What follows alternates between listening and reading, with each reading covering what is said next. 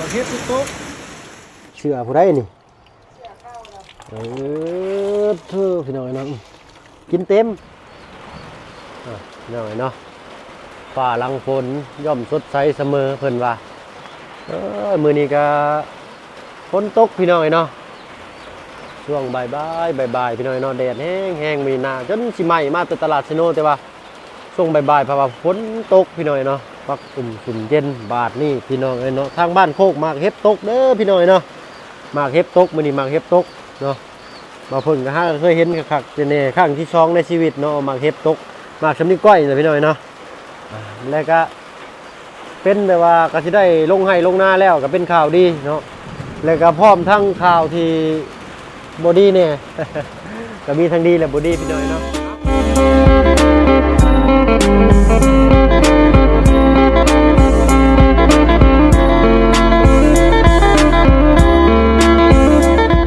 กับทักทายสบายดีพ่อแม่พี่น้องหมู่เพื่อนกันเบิดสุผู้สุคนเนาะยินดีต้อนรับเข้าสู่ช่องบ่าวเพิ่งเคยหลายคือเก่าพี่น้อยเนาะมื้อนี้ก็อยู่ทั้งเงินทั้งซ่านแหละพี่น้อยเนาะฟ้าฝนก็ตกคักขนาดมื้อนี้เนาะโอ้โหแววตกมืดคึมมัดที่มัดแดนเลยพี่น้อยเนาะก็เป็นข่าวดีของชาวไร่ชาวนาเนาะพี่น้องชาวลาวเฮานี่แหละพี่น้อยเนาะสำหรับการเฮ็ดไร่เฮ็ดนาก็ถือว่าเป็นเรื่องดีเนาะผลดีข้าวก็งามเนาะคันว่าร้ายเกินไปก็ข้าวก็ตายโอ้ยความเป็นแบบโอ้บ่เป็นหยังดอกพี่น้อยเนาะถ้าบ่เพิ่งเงินบ่ได้เปิดสัญญาณเน็ตเนาะเราเปิดโหมดถึงบินแล้วพี่น้อยเนาะบ่มีรับสัญญาณนั่นดอกพี่น้อยเนาะหรือว่าสิรับหรือบ่ก็บ่ฮู้เนาะเอ้าก่อนอื่นก็นี่แหละสิพาเบิ่งพาชมพี่น้อยเนาะมื้อนี้ฮะกาเฮ็ดโอ้อ้ายหมอกเขาจอเลยพี่น้อยเนาะคือใหญ่แถวเราไปกินนี่เนาะปึ๊บเวลาอันนี้เป็นไข่ตุ๋นพี่น้อยเนาะตุ๋นไข่ให้ทางน้องอินเตอร์บ่ได้ใส่เครื่องปรุงเครื่องหยังพี่น้อยเนาะใส่นมลงไปน้อยหนึ่งเนาะทางบ่เพิ่นก็เห็นน้ำคลิปน้ำหยังก็เอามาเฮ็ดให้ลูกกินเนาะแล้วมื้อนี้ก็รู้สึกว่าปวดหัวแหละพี่น้อยเนาะตากฝนเมื่อกี้นี่เนาะไปเอาอันพังฟ้านั้นโต่งน้ำก็มาขุดคลองนี่แหละพี่น้อยเนาะขุดคลองอันน้ำไหลพี่น้อยเนาะถ้าว่าบ่ไหลก็สิไหลเข้าเฮือนโอ้ยเนาะเบิ่งก่อนพาพี่พาน้องเลาะส้มเบิ่งก่อนเนาะปลาลุงเลยเนาะเพิ่มเปิดเพิ่มเบื่อกันได้ เนาะแต่ละมื้อแต่ละเว้นบ่าวเพิ่งมาบ่นหยังเด้ให้ฟังจังซี่ก็บ่นอันนี้พี่น้อยเนาะโอ้ตัวประตูก็ได้เนาะแล้วเดี๋ยวพี่น้อยเปิดไฟให้ก่อนพี่น้อยเนาะเปิดฟืนเปิดไฟก็ทั้งเงินครัวนี่บ่อนนี่ยังแห้งพี่น้อยเนาะแห้งคักอยู่บ่อนนี้เนาะหมาก็หาบ่อนชนบ่อนเซาบนหัวเนาะหัวนี่หน่อยนึงพี่น้อยเนาะนั่นแหละก็1แผ่นเนาะหัวนี่เนาะข้างในยังดีอยู่แต่ข้างนอกนี่อยู่บ่ได้พี่น้อยเนาะเตาหมุนหมดเลยถ้าว่าปะไว้นี่เนาะนี่สังกะสีก่อนเบิด3-4แผ่นพี่น้อยเนาะ4แผ่น3 เมตรเนาะเท่านี้ยังดีอยู่พี่น้อยเนาะน้ำไหลพี่น้อยเนาะแต่ทางล่างนี่ถ้าฝนตกแห้งนี่ก็ไหลเข้าพุ่นพี่น้อยเนาะมันประมาณนี้ดอกเนาะอันนี้ยังถือว่าธรรมดาพี่น้อยเนาะโอ้ยเนาะพี่น้อยเป็นไงล่ะบ่าวเพิ่งก็หากันมาอยู่ได้บ่ฮอดปีดอกพี่น้อยเนาะหากระวังช่วงเกี่ยวเขาและตัดภาพให้พี่ให้น้องมาเบิ่งทางเฮือนข้างในพี่น้อยบัดนี้เนาะพี่น้อยเนาะมืดเด้อพี่น้อยเนาะแล้วก็เสียวโคกแน่ที่นอนของบ่าวลาวก็ยังบ่ทันเก็บพี่น้อยเนาะทางแม่น้องอินเตอร์เพิ่นก็ยังบ่ทันว่าง3 มื้อคือว่าซั่นคือว่า3 มื้อเป็นหยังห่านไฟดับอีกแล้วเสร็จหัวหม้อข้าวน้องอินเตอร์บ่สุกซ้ำบาดพี่น้องเอ้ยแล้วกันเฮ็ดไข่ตุ๋นในน้องอินเตอร์เพิ่นใช้เอาไฟมาเยี่ยงให้ป้าลุงเบิ่งอยู่ร่างผ้าน้องอินเตอร์นอนอยู่ในบนนอนนี่แหละคนพระคำว่าบุ่นตื่นแล้วก็ได้ปาตูพี่น้องเนาะปึ๊บแจ้งแน่เปิดตรงนี้นี่มืดคืออยู่ปึ๊บพี่น้องโอ้ยบาทนี่เนาะลาชีกั้นห้องพี่น้อยเนาะคือชีกั้นก็คือชีได้เห็ดหลังคาเทิบออกไปอีกหน่อยนึงเนาะ เอ็ดน้ำถึกจอแล้วบัดถึกกล้องแล้วโอ้ยพี่น้องโอ้ยพี่น้อยเนาะก็อยากเบิ่งน้ำบ่ลูก ทางแม่เพิ่นน่ะมันเข้าในนี่บ่แม่นพี่น้อยเนาะมันขึ้นบ่อนคือเฮือนเลยอยู่บ่อนนี่เนาะ ไรนี่ก็ไรได้เถอะเวลาฝนตกเนี่ยเดี๋ยวมันก็แจกจากชาวบ้านได้ยิน เอ้าก็มันไหลพระจากเทิงมันก็ไหลมาใส่บ้านวงกบนี้แล้วมันก็ไหลอยู่นี้มันบ่มีบ่อนเข้าจะเข้าใจแล้วนี่แหละ เก่าลายข้างนะ โอ้พี่น้อยพวกจะเลี้ยงปลาก็ได้นี่ เอาคุแล้วมาวิทน้ำจน อยู่ทางบ่อพึ่งก็บ่ได้เบิ่งทางในเฮือนพี่น้อยเนาะเมาแต่สารวนดินน้ำฝนอยู่นอกเก็บมาเก็บเฉยบ่อพึ่งก็ได้ แสบเนาะ โอ้ยเนาะโอ้ ตรงน้ำตรงนั้นอยู่แบบ ตรงน้ำตรงในคุดแต่นั่นยันน้ำไหลเขาเฮือนหลายกว่านี้พี่น้อยโอ้โหโธ่หมุนเบิดเลยอันนี้เนาะวาสนาบักพึ่งอีกแล้วพี่น้อยเนาะ ฝนบานได้ก็มีได้ค่ะ ทางนี้ก็มีบ่ ตามบานนี่แม่นก็ได้นี่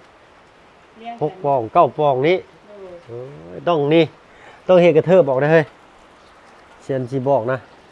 ต้องเฮ็ดอันกระเทิบออกมาจังซี่เนาะพี่น้อง สาดบ่ เห็ดกันศาสตร์ออกมาจากว่าบอลไม้เลยเห็ดกันศาสตร์ปุ๊บออกมาหนีฝนแล้วก็พระมาใส่หั่นถึงไรลุงนี่ อาจจะมีการสาดแหละเนาะแต่ว่าจะเข้าพ่อเข้าแม่พุ่นเฮาบ่ได้เฮ็ดเด้เพิ่นบ่ได้เฮ็ดเด้ เพิ่นบ่มีตามเบิ่งชงนี่บ่มีนี่พี่น้องเนาะ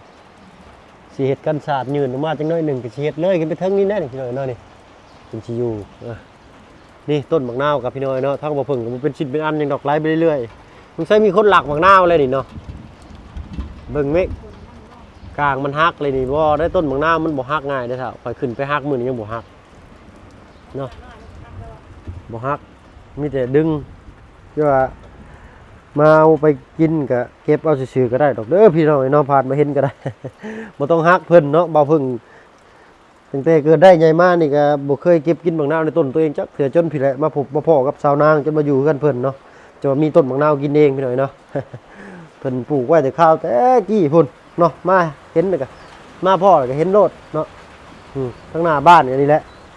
มุนไปผู้ย่านน้ำไหลเขานี่พี่น้องบ่เบิ่งก็คูดคลองไหลทุกผู้ไฟมาแล้วบาดเฮ็ดลืมหม้อไข่ตุ๋นลูกสาวบาดนี่พี่น้องเอ้ยอุ้ยจักสิเอาอันใดก่อนโอ้เอ็มถ้วยลูกเอ้ยสำสิกินบาดนี่เนาะ เอาเนาะเย็นนี่แหละมันชุกโพดแล้วบาดนี่ตายคักโอ้ยังดึงอยู่ซะนี่โอเคเนาะปิ้งข้าวให้ลูกสาวปิ้งข้าวท่าไข่บ่ส่วนมากปิ้งข้าวท่าไข่นี่มีแต่ลูกสาวใหญ่กินพี่น้อยเนาะแม่เพิ่นน่ะเป็นคนกิน ยำให้ลูกแล้วก็ครึ่งหนึงก็เบิดเลยเนาะคูณหมุนมุ้ยพี่น้อยเนาะเบิ่งหาคู่กระทังตักน้ำวิดน้ำมาก่อนอันนี้ก็น้ำไหลอาบมาแต่พี่น้อยเนาะเอาไม้มากั้นนี่สาดไหลออกนี่ก็เพิ่นก็ให้ไหลลงทางเดียวนะไปฝั่งไหนก็เป็นบ่ฝนแห้งก็เข้าอีกข้างไหนกับพี่น้อยนะเนาะเอามือผู้แหละมีวิลมเวลาสิจัดการให้เนาะเอากระถางก่อนเอากระถางกันเอาน้ำออกก่อนพี่น้อยเนาะเงินกับหกพี่น้อยเนาะให้น้องอินเตอร์เพิ่นใหญ่กว่านี้ก่อนให้แม่เพิ่นจัดการเปิดลมมาอยู่เฮ้ยเอาหน่อยเนาะทำความสะอาดบ้านซองก่อนเนาะตั้งชิได้อยู่ในเช้ามื้อแรงนี่เนาะ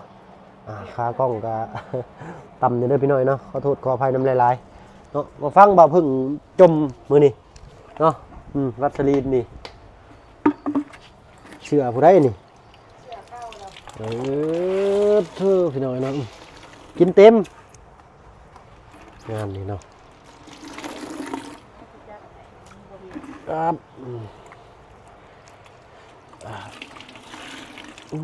น้ำคือแดงๆเฉยน้ำไหม้ดูจานนี่บ่เปียกหน่อยนึงเนาะ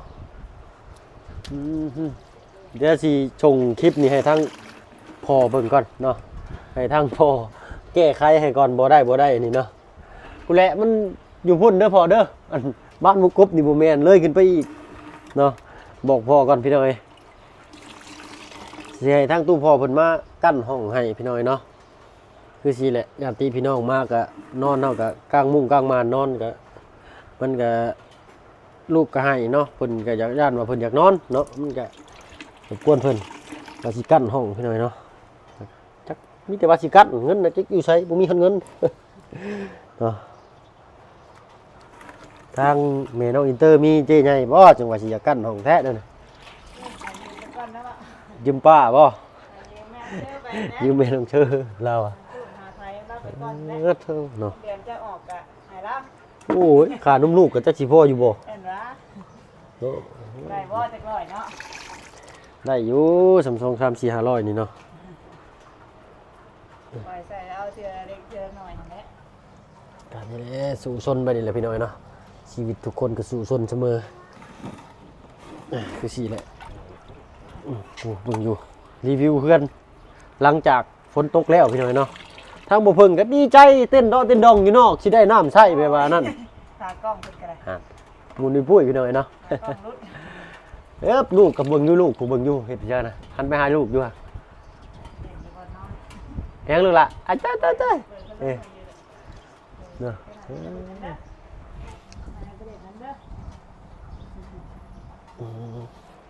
เนาะว่าไปทาเมืองจีนกับอันค่ากล้องอ่ะอันใหญ่โพดพี่น้อยเนาะสำค้าบ่เพิ่งนี่แหละพันไปเนาะอันหนึ่งกับ3,000อันหนึ่งก็โตอ้ายเอาอันถึกๆได้บ่ อันถึกๆบ่ได้เอามาแล้วอ่ะขออาศัยไว้ว่าได้ใช้ได้จับซื่อๆนะพี่น้อยเนาะก็บ่ได้พิธีรีตองมันหยังขนาดนั้นนะก็อาศัยความเคยชินเอานี่แหละเนาะจับมุมนั้นมุมนี้เอาพี่น้อยเนาะส่วนมากเฮาก็บ่ได้ไปตั้งแล้วก็ถ่ายแบบ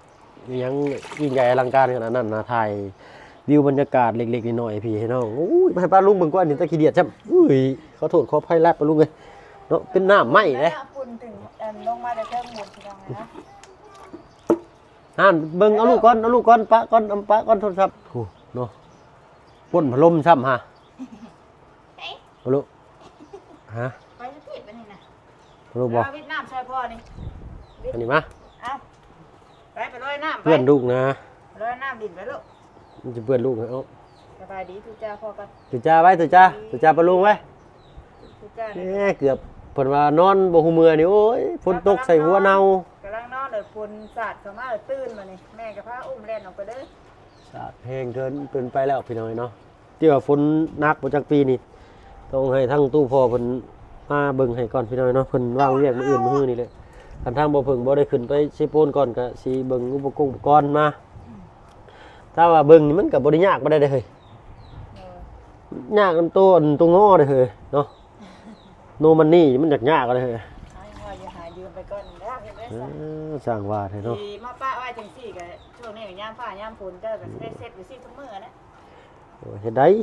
ข่อยเฮ็ดได้อยู่ดอกเจ้าแล้วค่าลูกจะสิเฮ็ดได้บ่ เอาให้ได้ ข่อยบัดบ้างเทื่อบัดว่าขึ้นไปเฮ็ดเวียกเฮ็ดงานอยู่พุ่นไปเฮ็ดได้ซะ สุดได้อยู่เวลาลูกรับลูกนอนกัน บ่นอนนี่แหละลูกน้ำมือให้สิใหญ่ ใครเนี่ยแต่อย่างหนึงพี่น้องเนาะใหญ่แล้วบ่ลูกโอ้โธ่เนาะมื้อแรงนี้นอนใส่ดีนี่ คนนั้นมึงก็ไปนอนล่างเลย ยุงบ่มัมหัวบ่ ตามหัวน้องตะลาย อ่ะลูกหล่ะเนาะใหญ่ไว้แน่ลูกตือก็ได้โอเคเลยบ่ลูก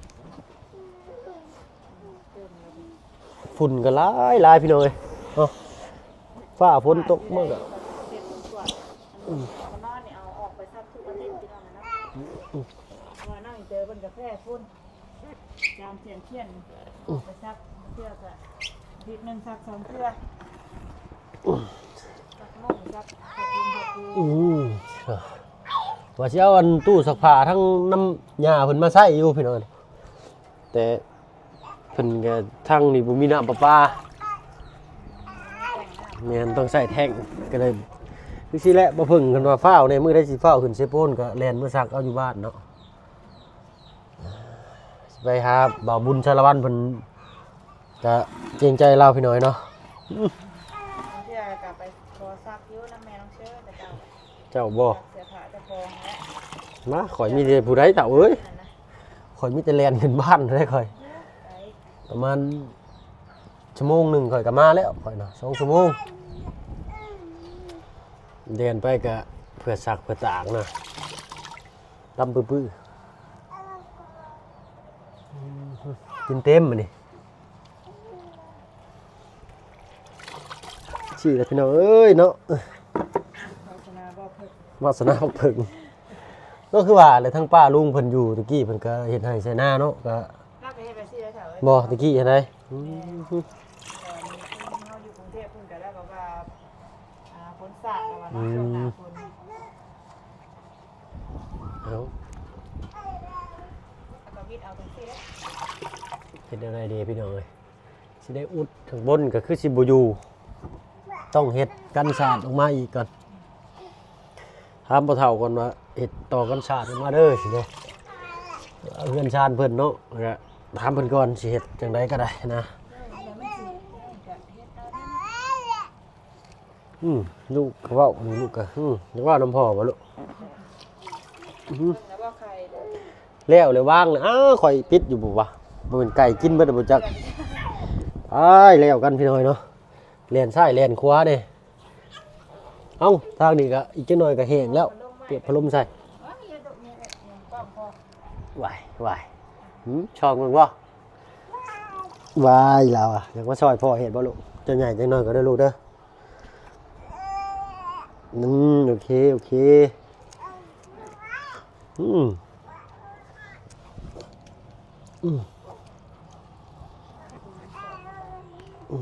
เบิดแล้วบาดนี่เท่าเอ้ยขออนุญาตงูเด้ มันจะซะ เอาเนาะจุกก็ไปปั๊บใช่เห็นได้เนาะว้าวนั่นมันหกเนาะ ตะกี้เพิ่นสิฮิตกันพี่น้องไอ้ทางบ้านทางฝั่งนี่ตู้แบบนี้พี่น้อยเนาะตู้แบบเป็นไม้อัดนี่เชียว่าเฮือนเบาเพิ่งตะกี้ทิ่มชามชีหน่วยบ่มีบ่อนไว้ ดูกระจกมันแตกบ่แหละ แม่น แต่ข้าวแม่ยังพี่น้องเนาะแม่มันก็เสียไปแล้วแบบยังเหลือแต่ไม้มันเหมือนนี่จกเข้าไปบ่ล่ะไว้ใส่หมอนใส่เสื้อ เด้เอาเปิดไว้สิแหละเอา เอาไปล้มข้าวใส่แล้ว ไปหาเอาข้าวเอาน้ำให้ลูกกินไปให้ไปลูกหิวข้าวนะ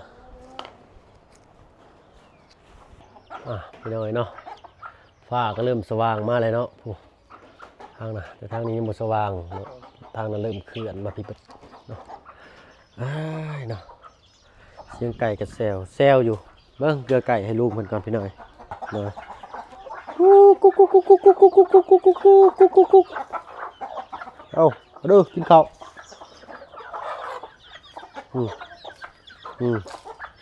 ข้าวสารพี่น้อยข้าวเปลือกไปอยู่ถึงเล่าพุ่นแหละเอาข้าวสารนี่แหละข้าวเปลือกเพิ่นก็บ่ค่อยกินบ่ค่อยเบิดไปได้ไก่กันเลือกช่ำ